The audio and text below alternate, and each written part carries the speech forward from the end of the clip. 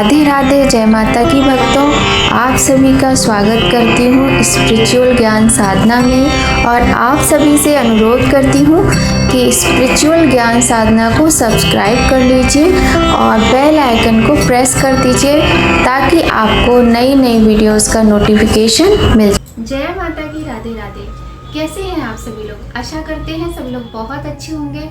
बताने के लिए कमेंट में जय माता की, राधे राधे अवश्य ही लिखिएगा।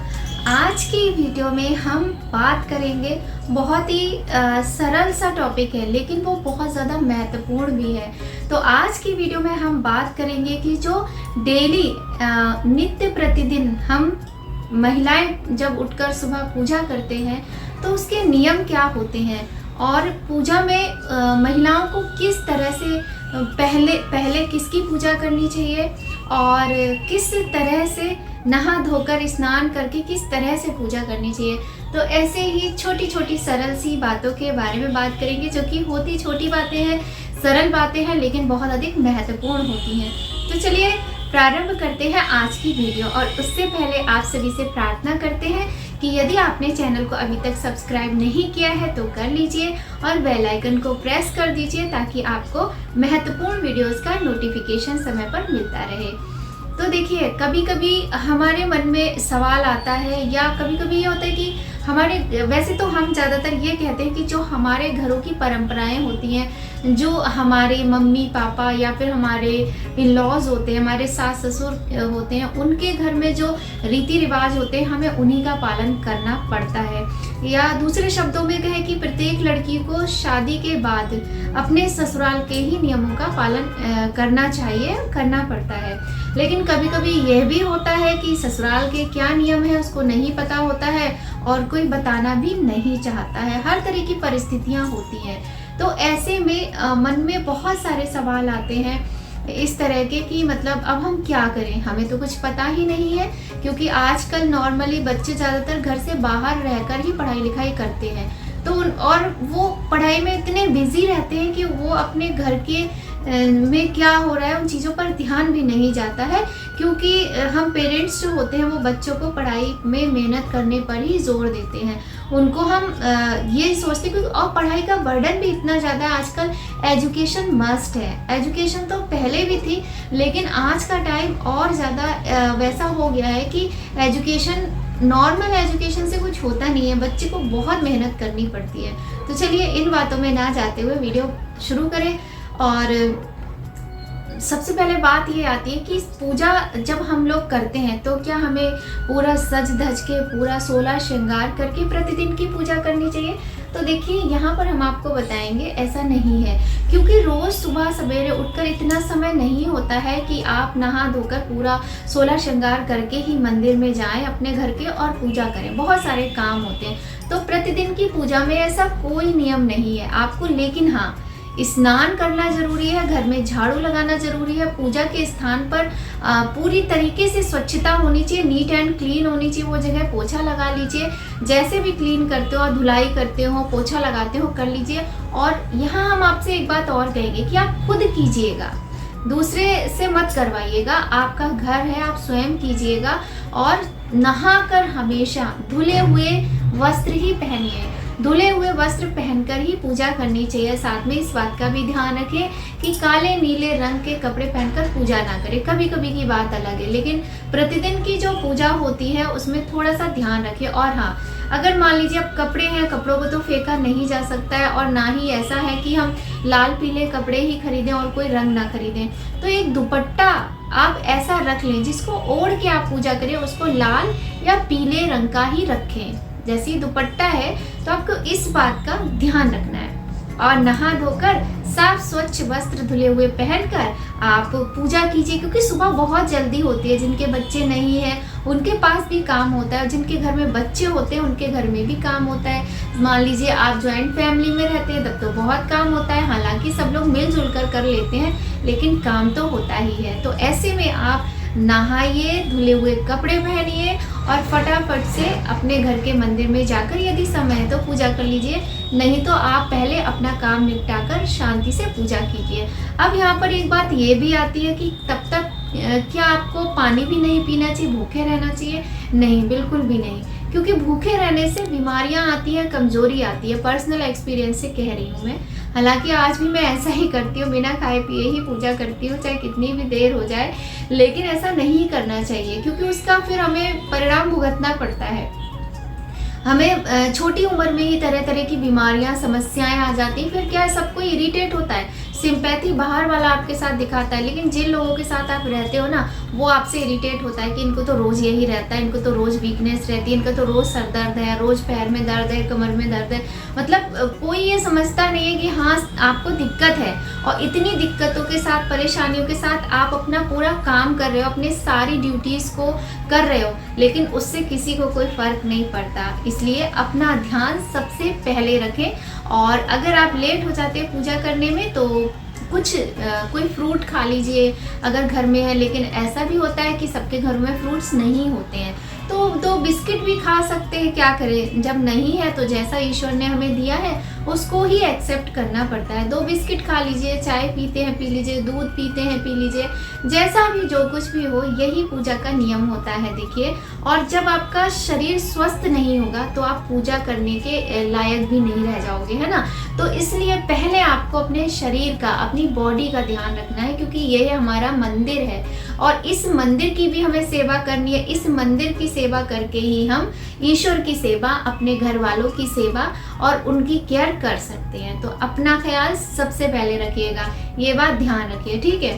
तो अब बात आती है कि क्या मतलब प्रतिदिन की पूजा में सिंदूर लगाना बहुत ज़रूरी होता है और सिंदूर लगाकर ही पूजा करें? तो देखिए, ऐसा नहीं है। प्रतिदिन की जो पूजा होती है उसमें आप सिंदूर लगाकर पूजा करें, ऐसा बिल्कुल भी ज़रूरी नहीं है। सिंदूर कब लगाया जाता है? जिस दिन आप हेयर वॉश कर रहे हैं, शैम्पू कर रहे हैं अपने बालों में, तो शैम्पू करने के बाद आपको सूना, जो मांग है आपकी, इसको सूना नहीं रखना चाहिए। नहाने के बाद, बालों को पोंछने के बाद मांग में सिंदूर लगाना चाहिए, ठीक है। मांग में सिंदूर लगाकर ही आपको आगे के कोई काम करने हैं, चाहे पूजा करनी है, चाहे रसोई में जाना है, चाहे कोई और कार्य करना है। तो सबसे पहले आप नहाने के बाद, शैम्पू करने के बाद अपने मांग में सिंदूर सबसे पहले लगाइए, ठीक है। ये बात हो गई। और अब बात आती है कि रोज़ सिंदूर लगाने की। तो वहाँ पर देखिए, हम तो ये बताना चाहेंगे कि जब हम पूजा करते हैं, हमारी जो बहनें हैं, आज की वीडियोस बहनों के लिए ही, खास तौर से महिलाओं के लिए ही है। तो जो मेरी बहनें हैं, मेरे से छोटी हैं, बड़ी हैं, जो भी हैं, और उनको क्या करना है कि जब आप मंदिर में पूजा करते हैं, भगवान को चंदन लगाते हैं, माता को सिंदूर लगाते हैं, जब माता को सिंदूर लगाते हैं तो वही सिंदूर की जो उंगली सिंदूर लगी हुई होती है लास्ट में, आप वही सिंदूर अपनी मांग में लगा लीजिए। इसके बाद ये डेली का सिंदूर आप ऐसे लगाइएगा। तो यही नियम होता है। बाकी जैसे भी आपके घर की परंपरा हो, आप अपने घर की परंपरा के अकॉर्डिंग पूजा पाठ करें और उन नियमों का पालन करें, ठीक है। अब बात आती है, सबसे पहले पूजा किसकी करें? क्या तुलसी माता की पहले पूजा करें, सूर्य भगवान की पहले पूजा करें, या मंदिर में जो भगवान रखे उनकी पहले पूजा करें? तो देखिए, यहाँ पर हम आपको बताना चाहेंगे, सबसे पहले आप सूर्य भगवान को जल चढ़ाइए स्नान करने के बाद, और सूर्य भगवान को जल चढ़ाने के बाद आप अपने घर के मंदिर की पूजा कर लीजिए और लास्ट में तुलसी मैया में जल चढ़ा के उनकी पूजा कीजिए। लेकिन यदि आप करना चाहते कि जल चढ़ाया सूर्य भगवान को, तो हम तुलसी माता को भी कभी चढ़ा लेते, ऐसा भी कर सकते। इसमें ऐसा कुछ नहीं है। एक नियम का पालन करना होता है कि जब आप पूजा करते हैं अपने घर के मंदिर में, लड्डू गोपाल यदि आपने रखे हुए हैं, आजकल तो खैर सभी जानते हैं, तो उनको नित्य प्रतिदिन स्नान कराना, भोग लगाना, ये आवश्यक होता है, ठीक है। और देखिए, वैसे तो ज़्यादातर लोग सब ये जानते हैं, पर जो लोग, कुछ लोग हो सकता है ना भी कर पाते हो जल्दीबाजी के चक्कर में, तो लेकिन ये करना ज़रूरी होता है। लड्डू गोपाल अगर आपके घर में है तो आप उनको स्नान करा के उनका भोग लगाइए। प्रतिदिन का ये नियम आपका होना ही चाहिए, इस बात का ध्यान रखिए। और इसके साथ ही देखिए, रोज़ की जो पूजा होती है, आप चालीसा पढ़ते हो, आप मंत्र पढ़ते हो, या आप कुछ भी नहीं पढ़ते हो, ऐसे ही मंदिर साफ करते हो, भगवान को नहलाते हो, चंदन लगाते हो, सिंदूर लगाते हो और दिया जलाते हो बस, और हाथ जोड़ के नमन करते हो, क्योंकि समय नहीं है ज़्यादा, तो कुछ मत कीजिए। आप आरती जरूर कीजिए रोज की पूजा में, और सुबह और शाम दोनों समय घर के मंदिर में दिया जरूर जलना चाहिए, है ना। ये छोटी छोटी सी बातें होती हैं पर बहुत ज़रूरी होती हैं। इन बातों का आप नियम पालन कीजिए, इनका ध्यान रखना चाहिए। बाकी फिर से मैं कहूँगी, जैसी भी आपके घर में परंपरा हो, आप अपनी परंपराओं के अनुसार कार्य करें, ठीक है। अब बात आती है कि हम रोज़ सिर धो सकते हैं, हम रोज़ सिर धोते हैं। तो देखिए, हमें तो यही सिखाया गया है और हमने यही जाना है कि रोज़ हेयर वॉश नहीं किया जाता है और बृहस्पतिवार शनिवार को बिल्कुल भी नहीं किया जाता है और मेरे घर में तो बुधवार को भी बाल नहीं धोए जाते हैं। तो ये छोटी छोटी सी बातें होती हैं, इनका ध्यान रखा जाता है और ये रोज़ की पूजा में हम जो स्त्रियां हैं, हमारे ही काम आने वाली ये बातें हैं और इन बातों का ध्यान रखकर अगर हम पूजा पाठ करते हैं तो हमारा पूजा पाठ भी बहुत आसानी से बहुत कम समय में हो जाता है और मन में कोई संदेह भी नहीं रहता, ऐसी ग्लानि भी नहीं रहती कि अरे आज हमने ये नहीं कर पाया, आज हमने वो नहीं कर पाया। तो ये छोटे छोटे से नियम होते हैं हमारे घर के, जो कि हमें पूजा पाठ में ध्यान रखने चाहिए। अब हम बात करते हैं कि यदि हम किसी के घर रिश्तेदारी में, जैसे हम अपने मायके जाते हैं या हम अपने कहीं भी रिश्तेदारी में जाते हैं, तो क्या वहाँ जाकर भी हम पूजा करें कि ना करें? बिल्कुल करें।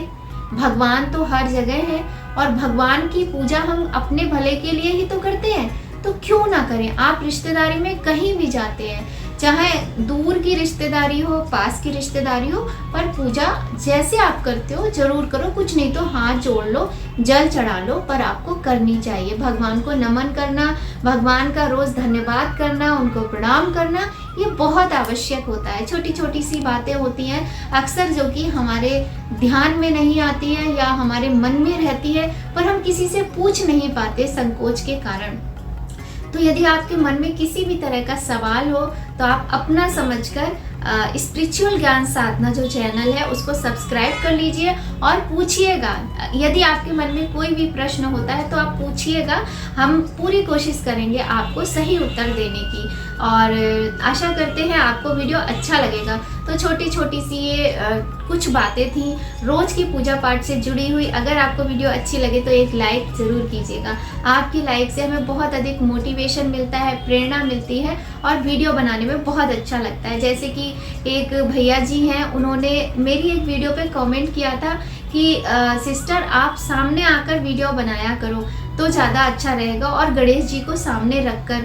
तो मुझे बहुत अच्छा लगा और मेरे घर में, मेरी फैमिली में मेरे बच्चों ने बोला कि मम्मी कितनी अच्छी बात बोली है अंकल ने।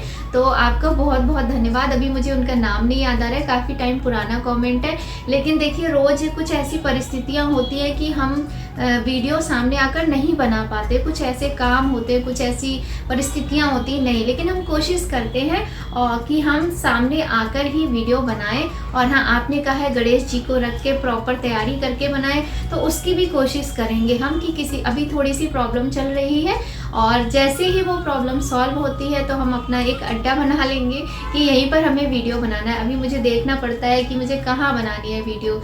तो बहुत अच्छा लगा, आप जब इस तरीके के सुझाव देते हैं, आप इस तरह के कमेंट करते हैं तो बहुत अच्छा लगता है। तो आपका बहुत बहुत धन्यवाद।